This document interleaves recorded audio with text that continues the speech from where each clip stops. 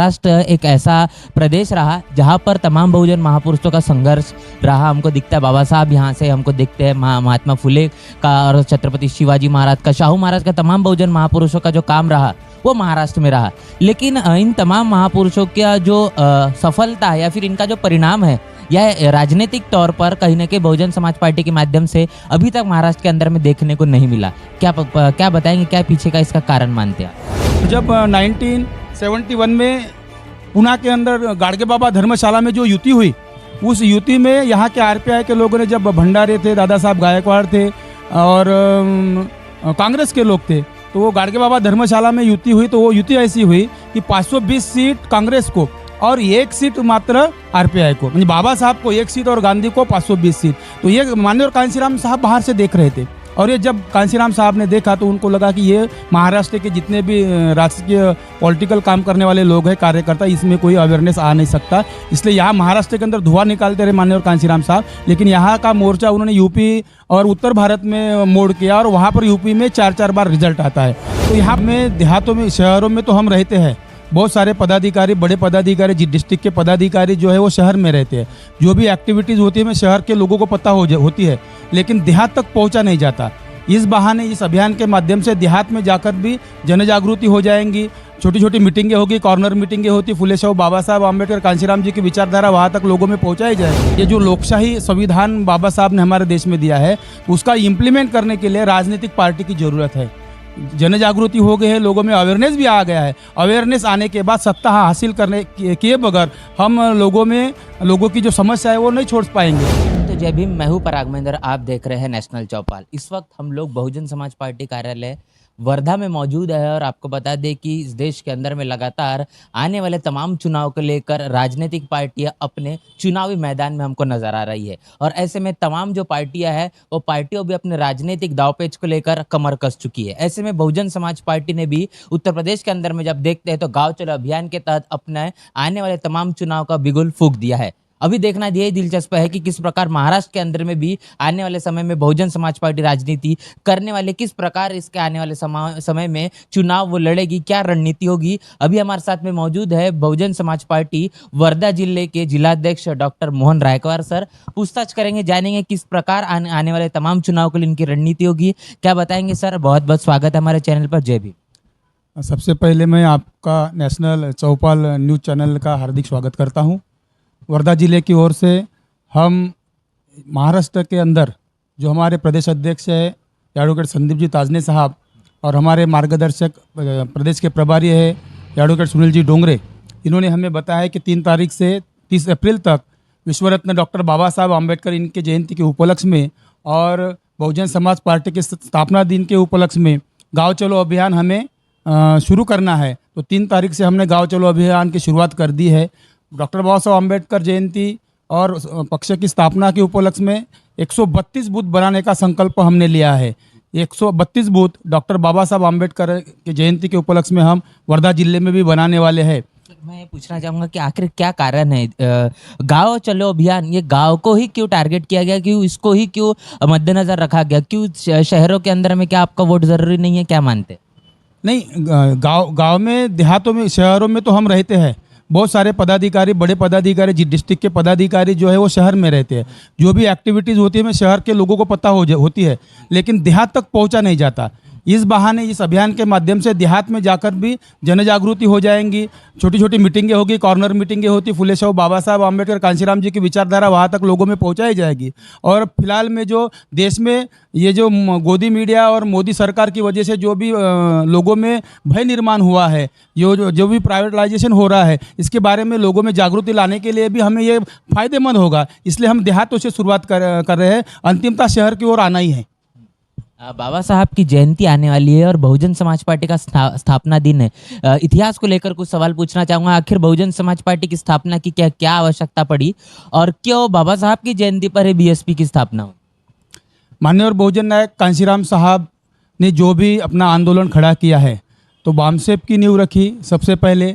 तो 6 दिसंबर 1978 में रखी। दूसरे उस समय भी उन्होंने संकल्प किया। फिर DS4 की नींव रखी, वो भी 6 दिसंबर 1981 को रखी। और फिर ये सब हो जाने के बाद माननीय कांशीराम साहब को ऐसा लगा कि इस देश में बाबा साहब के विचारों से ये जो लोकशाही संविधान बाबा साहब ने हमारे देश में दिया है, तो उसका इम्प्लीमेंट करने के लिए राजनीतिक पार्टी की ज़रूरत है।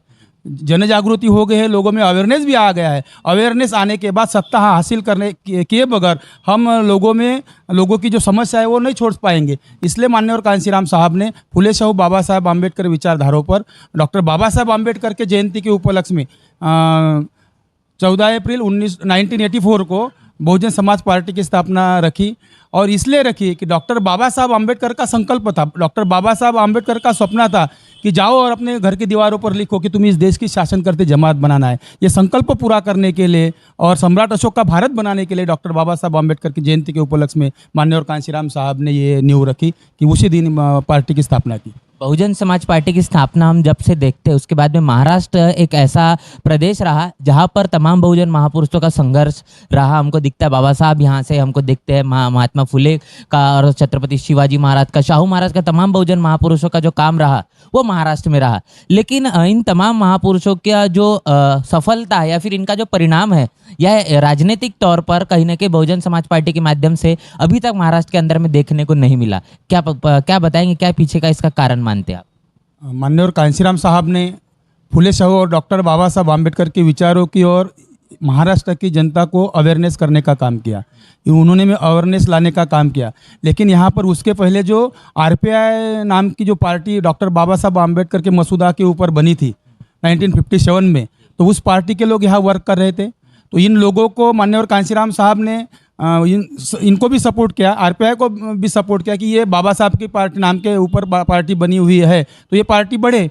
लेकिन यहाँ के जो कार्यकर्ता थे ये कार्यकर्ता सेल्फिश निकले, ये स्वार्थी किस्म के लोग उनको लगे। और जब 1971 में पुणे के अंदर गाड़गे बाबा धर्मशाला में जो युति हुई, उस युति में यहाँ के RPI के लोगों ने, जब भंडारे थे, दादा साहब गायकवाड़ थे और कांग्रेस के लोग थे, तो वो गाड़गे बाबा धर्मशाला में युति हुई। तो वो युति ऐसी हुई कि 520 सीट कांग्रेस को और 1 सीट मात्र RPI को, मतलब बाबा साहब को 1 सीट और गांधी को 520 सीट। तो ये माननीय कांशीराम साहब बाहर से देख रहे थे और ये जब कांशीराम साहब ने देखा तो उनको लगा कि ये महाराष्ट्र के जितने भी राजकीय पॉलिटिकल काम करने वाले लोग हैं, कार्यकर्ता, इसमें कोई अवेयरनेस आ नहीं सकता।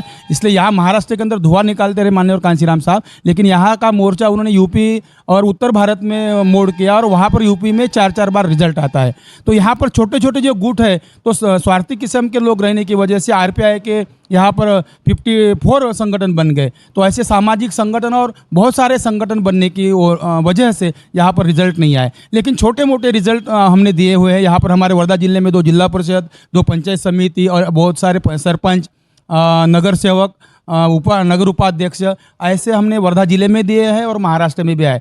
तो अभी आने वाले स्थिति में 2024 में महाराष्ट्र के अंदर निश्चित रूप से हम प्रयास करने जा रहे हैं कि विधानसभा या लोकसभा में बहुजन समाज पार्टी का हाथी का आदमी विधानसभा और लोकसभा में चुनकर जाए। इतिहास के अंदर में जब अगर वर्धा जिले की अगर हम बात करें तो हमको देखने को मिलता 2009, उसके बाद में 14 और 19 का जो एक कहीं ना कहीं आंकड़े रहे, लगातार बहुजन समाज पार्टी का जो वोट ऑफ परसेंटेज है वो हमको घटता हुआ नजर आ रहा है।